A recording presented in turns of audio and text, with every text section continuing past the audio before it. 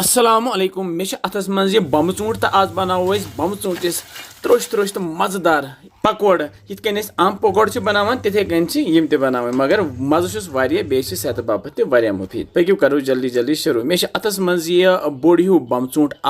यह करन बह साफ तो थवन बह छलित छुकित असल पे तो अमे पत तुल बह श्रापच चढ़ बह ये पे यह कल डेल तुलो ये कहें तो डेल हेथ कर बह ये मजबाग गोथ खांड यपर ओन मे प्लेट तो बे ओन मे यह मुज ग्रोंड ये मुज ग्रोंड चोर साइड आसान तो अक साइड अत बनान जैल जैल चिप्स तो ये ते बनाओ जैल जैल वारिया जैल बनान ये जैल बनान तीत बनान मजगुल वारिया असल मे नी यह शीशु बान तो अत मज त्रा बह यह लकट कवल तुम लोट बे त्रोहस 2 चमची कॉर्न फ्लोर अगर नहीं आए तो अम बगैर ते बन कवल मज मे मवलियाब बन थोमुत अम सत वजदार अगर तो गर मवल आ तो हेक्यू सह रंग बदल इस्तेमाल कर त्रा बह नून चमच ओड ते बे त्रोहस आब कतर ठहर ठहरते तो सत रलाओ तो अत रलित यह राब हिश बना न गि ज्यादा तोन आसन न गि ज्यादा मोट आसन बस कंसिस्टेंसी गसन कि मे बनो गि पानी अत मज वसन तो अमे पत त्रो यम बमचूंट चिप्स ऊर तो यम रलाओ ये अटिस सत तैयार थोमुत गोथ कर पूर पे रलन पूर पे रल थो वन साइडस कुन तो लागो वन मजगूल बनावन तो यपर नी मे कढ़ाई मज तेल प्राड़ो युत काल तेल गरम गि युथी तेलस नेर ओर दु तो तुलो अथस मज यम बमचूंट खंज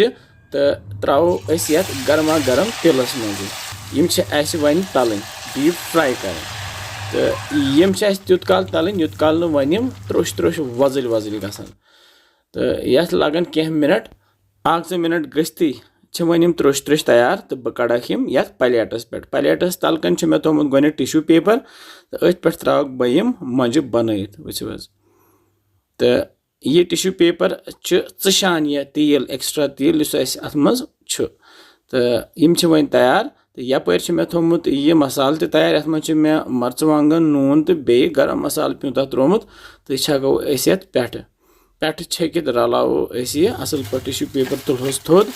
तो गर्मा गर्म त्रोश त्रोश मोज वन तैयार यपर बह बचन बापत अथ तिलस मज यम फ्रेंच फ्राइज ते बनावान यानी अलवु चिप्स बचन अलवु चिप्स वारिया खुश करान तम शौक सान खेवान